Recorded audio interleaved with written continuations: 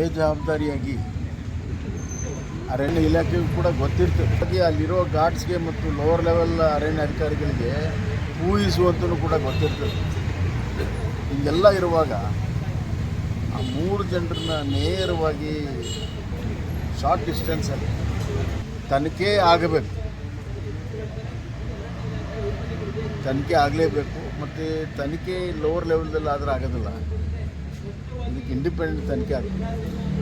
ಮೃತ ಕುಟುಂಬದವರು ನ್ಯಾಯಕ್ಕಾಗಿ ಪ್ರತಿಭಟನೆ ಮಾಡ್ತಾಯಿದ್ದಾರೆ, ಹೋರಾಟ ಮಾಡ್ತಾಯಿದ್ದಾರೆ. ನೂರಿನಲ್ಲಿ ಸ್ಥಳೀಯರು ಪ್ರತಿಭಟನೆ ಮಾಡ್ತಾರೆ. ಹೌದು, ಖಂಡಿತವಾಗೂ. ಯಾಕಂದರೆ ಸ್ಥಳೀಯರಿಗೆಲ್ಲ ಗೊತ್ತಿದೆ, ಮಾಹಿತಿ ಇದೆ. ಈ ಥರದ ಹಲವಾರು ಘಟನೆಗಳು ಶೂಟ್ ಆಗಲಿರು, ಬೇರೆ ಬೇರೆ ಥರ ಘಟನೆಗಳು ಅಲ್ಲಿ ನಿರಂತರವಾಗಿ ನಡೀತಾ ಇರ್ತವೆ.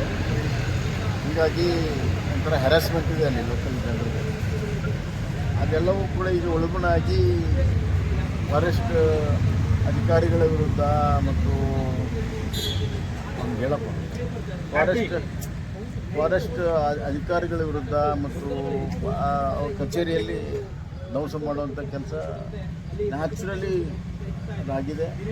ಸರ್ಕಾರ ಎಚ್ಚೆತ್ಕೋಬೇಕು, ಕೂಡಲೇ ಅವ್ರನ್ನೆಲ್ಲರನ್ನೂ ಕೂಡ ಸಸ್ಪೆಂಡ್ ಮಾಡಬೇಕು ಮತ್ತು ಇಂಡಿಪೆಂಡೆಂಟ್ ಕೋರ್ಟ್ ಸೂಪರ್ವೈಸ್ಡ್ ಒಂದು ತನಿಖೆ ಆಗಬೇಕು. ಕೋರ್ಟ್ ಸೂಪರ್ವೈಸ್ಡ್ ಒಂದು ಎಷ್ಟೋ ಕಡೆ SIT ಮಾಡ್ತಾರೆ, ಇಂಕ್ಯಾಕ್ ಒಂದು SIT ಮಾಡಬಾರ್ದು.